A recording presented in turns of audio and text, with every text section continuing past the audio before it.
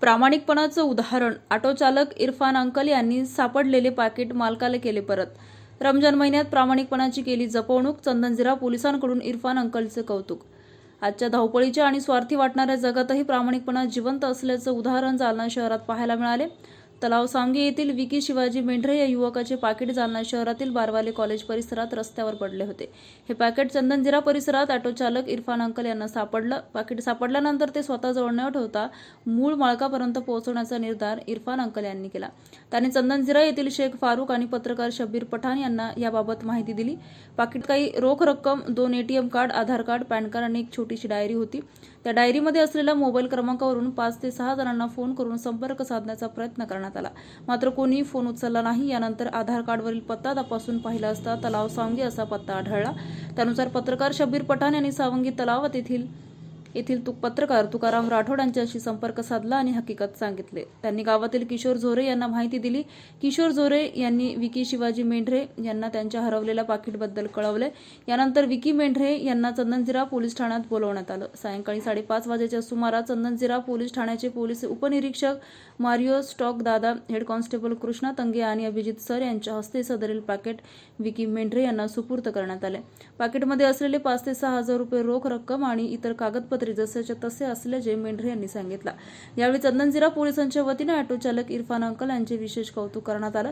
Irfan uncle हे auto चालवून आपला उदरनिर्वाह करतात, तसेच शाळेतील विद्यार्थ्यांना शाळेत ने-आण करण्याचं कामही करतात। सध्या मुस्लिम धर्मियांचा पवित्र रमजान महिना सुरू असून रोजा आणि समाजातील इबादत सुरू असूनही कोणताही लोभ न ठेवता त्यांनी तात्काळ पाकीट परत करण्यासाठी प्रयत्न केला।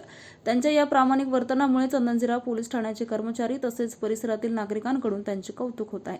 इरफान भाई यांच्या या कृतीमुळे आजही समाजात प्रामाणिकपणा आणि माणुसकी जिवंत असल्याचं पुन्हा एकदा अधोरेखित झालं आहे। बाबा काय प्रकरण होतं? माझं पॉकेट हरवलं होतं। आज मी जालन्यात आलो होतो, दुखत होतं तेव्हा माझं। तर माझं नाव विकी शिवाजी मेंढरे, राहणार सावंगी तलाव। तर मला आमचे जालन्यातले रिक्षा चालक इरफान भाई चाचाला सापडलं होतं, तर त्यांनी मला प्रामाणिकपणे आणून दिला। याच्याबद्दल त्यांना अभिनंदन। त्याच्यामध्ये सगळं साहित्य वगैरे पैसे हो, सगळं होतं। ATM होतं, 3 ATM होते, जवळपास 7-1 हजार रुपये पैसे कॅश होते, आधार कार्ड, पॅन कार्ड, हे सर्व गोष्टी होते त्याच्यात। सगळं बरोबर निघालं? हो, बरोबर निघालं सगळं। ठीक आहे, चालेल। काय नाव? विकी शिवाजी मेंढरे। आज चंदनझिरा पोलीस स्टेशन या ठिकाणी आम्ही उपस्थित आहोत।